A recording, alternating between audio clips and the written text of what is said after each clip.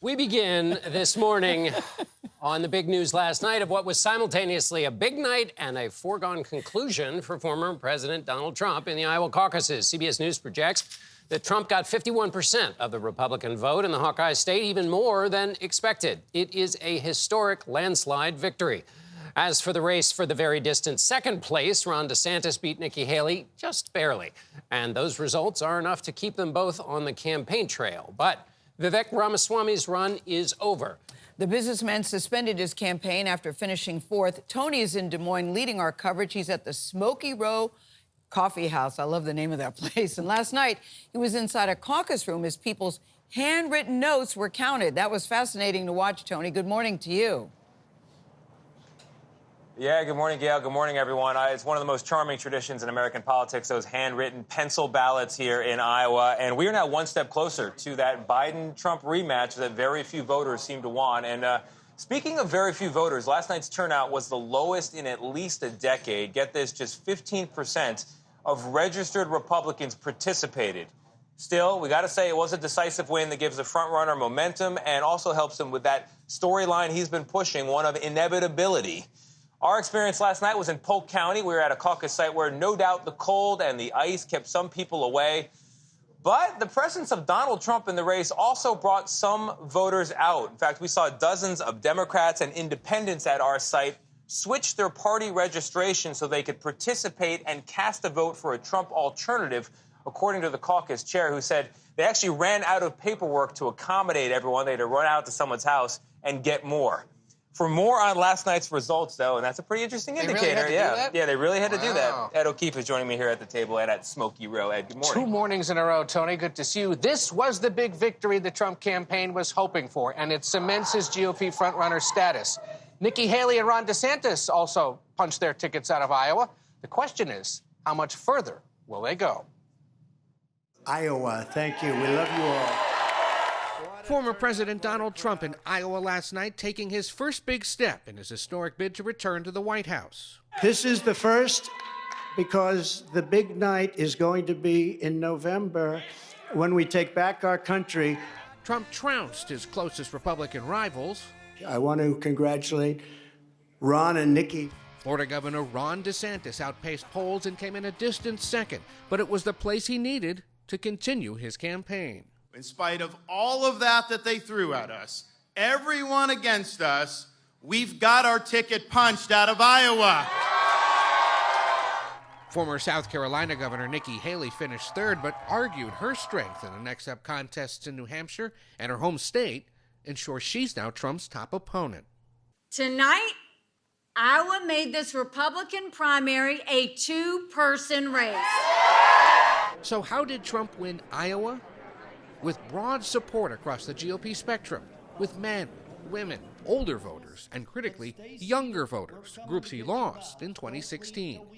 And according to CBS News entrance polls, he doubled his support from 8 years ago with key voting blocs, the very conservative, voters without a college degree, and white evangelical Christians.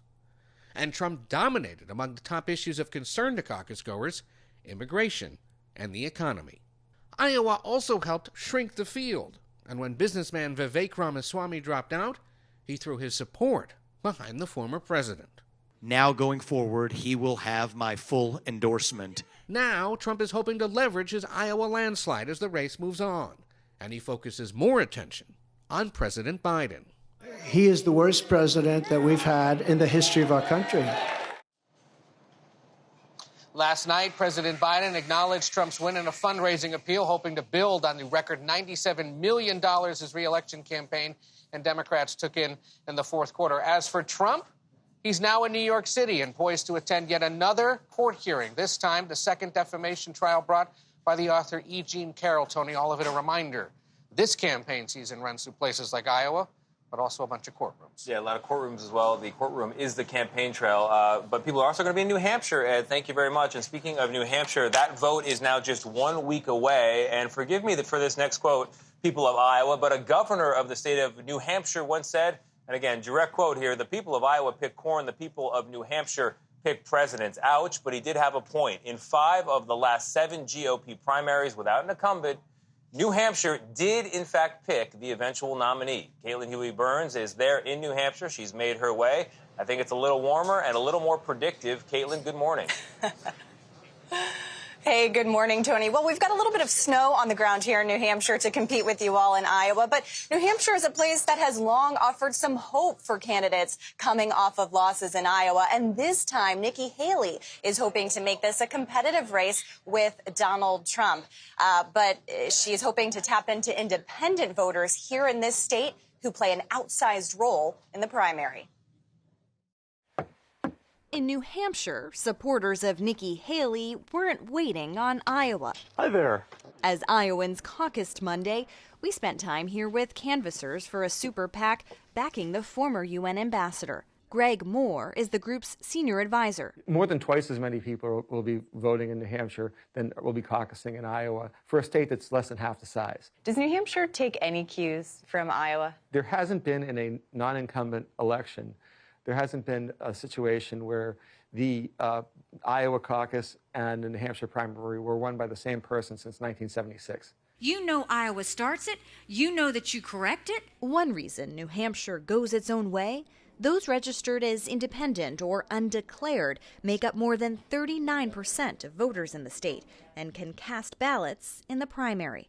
Voters like Amy Allen, who's leaning towards Haley. I would absolutely not support Trump. I can't support someone that I don't respect. CBS News polling shows that while 48% of likely Republican voters in Iowa align themselves with Trump's MAGA mantra, only 33% in New Hampshire do. I'm thrilled to be back in your beautiful state. But the former president leads the polls in New Hampshire, the state that catapulted him to the nomination in 2016 after a loss in Iowa.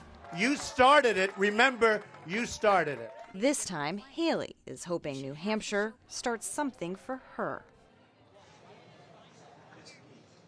Now, to be clear, Nikki Haley still has an uphill climb here in New Hampshire. Donald Trump leads in all the polls, and he's expected to have a very heavy presence here in the state with nearly a half a dozen events already on the schedule. Tony? Caitlin, thank you very much. Joining now, Major Garrett, our chief Washington correspondent. Help us understand what it all means here. Please make sense of it, Major. All right. Donald Trump won a historic victory here, but record low turnout or very low turnout. That still is a momentum builder for Trump, and it answers one question the Trump campaign wanted to answer emphatically in Iowa. Is the party ready to move on from Trump? No. That's what the Trump campaign will say. And they will also say a historic victory here means near inevitability and a narrow, very narrow path for someone like Nikki Haley or even more distant Ron DeSantis, because DeSantis poured so many resources in here. The rationale and resources for DeSantis are harder and harder to see after Iowa. They are somewhat there for Haley, but a very tough road. So what Nikki Haley says, as she did last night in her victory speech, or in her runner-up speech, or in her third-place speech, that it's now a two-person... Make the best of what you've got speech, yes. It's a two-person race, is her argument. It sounds like maybe, sorta?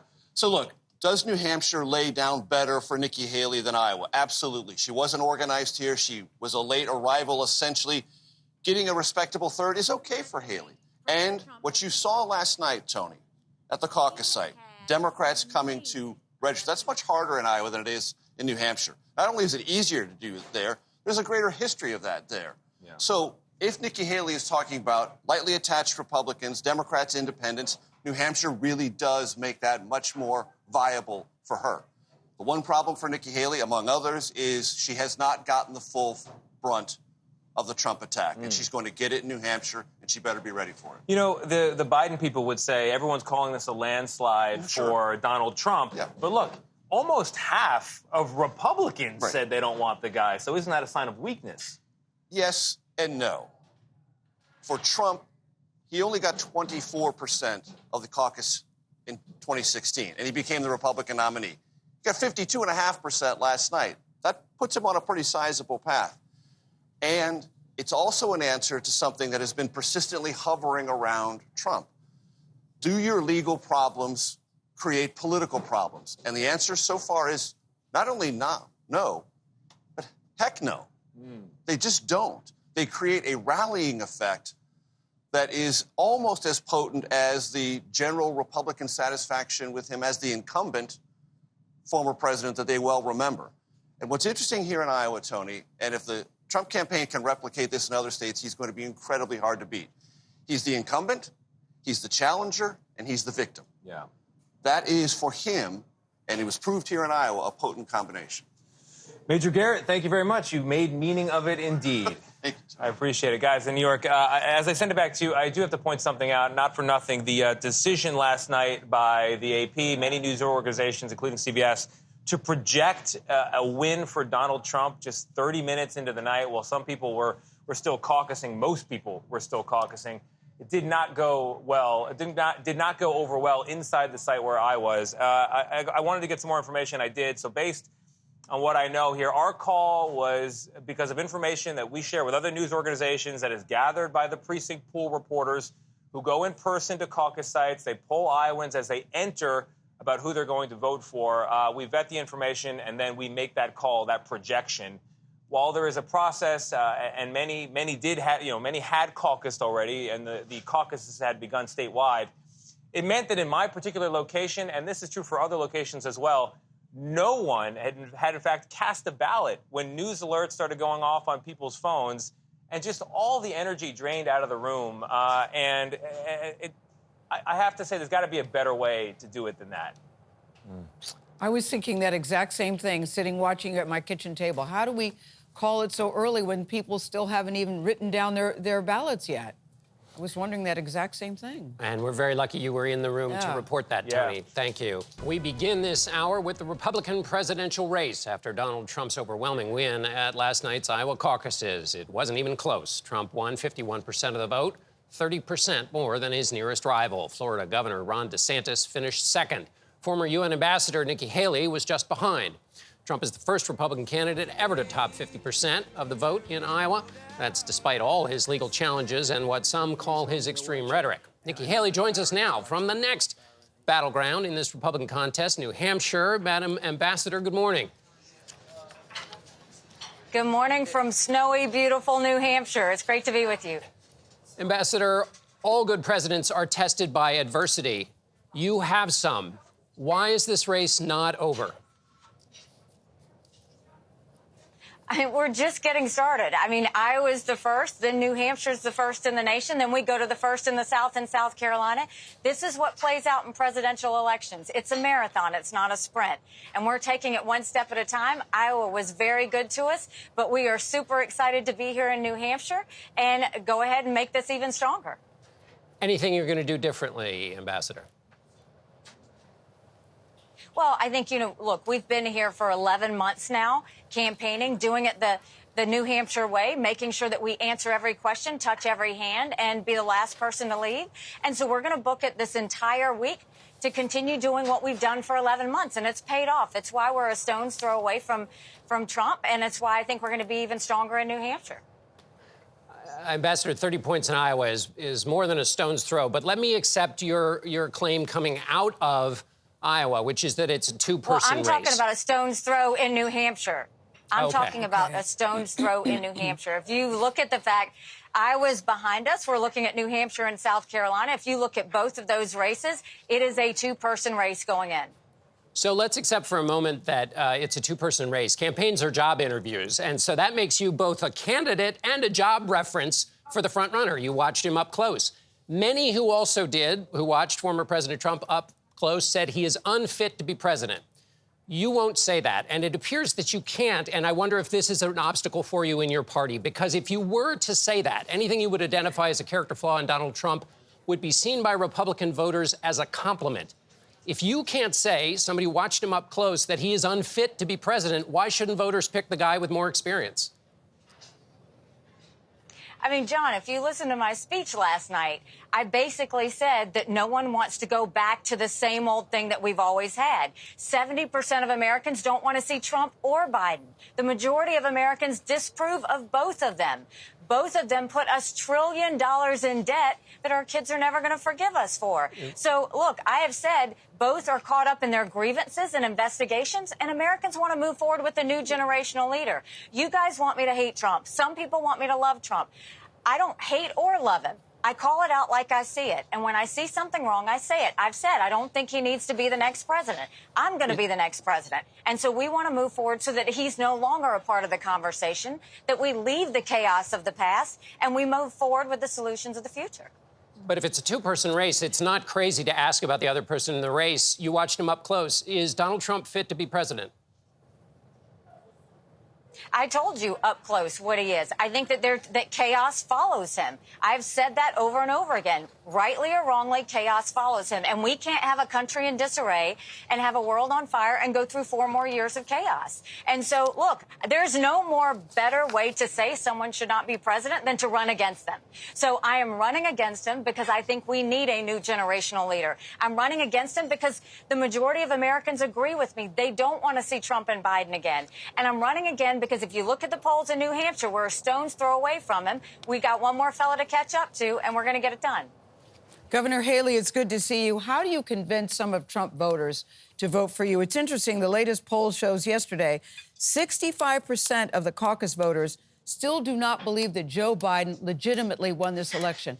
How do you combat it when people just don't believe the facts? That no matter what you say, no matter what you do, he appears in many respects to be untouchable. How do you sway his voters to say, over here, guys, please listen to what we're saying? I mean, look at the last New Hampshire poll, Gail. I mean, you can look at it. The reason we're getting people is because we're telling them the truth. That's what people want. They don't want any more political rhetoric. They just want the truth. And I've told them the hard truth. Look, I'm wondering, Governor, do they really want the truth? I was proud to serve in his administration. Honestly, I'm wondering, do they want the truth? Because you give them the truth, but they still say, nope, it's not legit.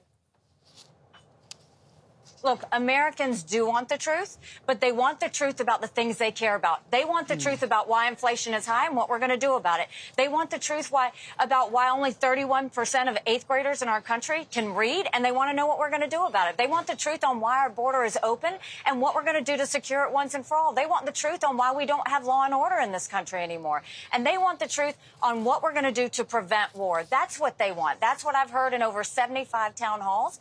That's what the people of New Hampshire care about. No one's talking about the election of 2020. Everybody's talking about the election of 2024. And what they do know is they don't want a couple of 80-year-olds to be their choices. They want to see a new generational leader that's going to have new solutions, no vendettas, no vengeance, no drama, just someone that's going to go in there, fight for them, and give them results. So are you like the Taylor Swift song, Shake It Off, Keep Going? I know John touched on this briefly. Or do you think I need to change a little bit of my strategy here? Is your messaging, or are you going to do anything differently in New Hampshire that you didn't do in Iowa? You know, I'm going to continue to tell the hard truths like I did in Iowa. You're not going to see me go from one thing to the next in a state. What you're going to see me do is tell people how I see it and how I think we can move forward. And those are hard truths. There's a lot of hard truths we've got to talk about. We've got to talk about that Republicans and Democrats are wasting our money like drunken sailors. They put us in $2.2 trillion COVID stimulus that they passed with no accountability. We've got to talk about the fact that Congress is not getting anything done. They have one job, and that's to give us a budget on time. They've only given us a budget 4 times in 40 years. I say if you can't get us a budget on time, you don't get paid. We need to talk about what we're going to do to secure the border. Right now, America's acting like it's September 10th. We better remember what September 12th felt like, because it only takes one person. That's what we're going to do, is we're going to speak the hard truths, we're going to talk about the solutions, and we're going to finish this at the end of the day. All right, Governor, one final question. I'm wondering how your family's holding up. No one likes to see mom getting beat up. No one likes to see their wife getting beat up. You got very emotional talking about your husband last night. How are you and your family holding up to all this? Oh, thank you for saying that. You can't do this without faith in God and the support of your family. And while my husband is deployed, I am so proud of him, and he is so proud of me. And my kids have really stepped up to support since he's not here. And I couldn't be more proud. I couldn't be more overwhelmed with their love. And it only makes me that much stronger, and I am blessed.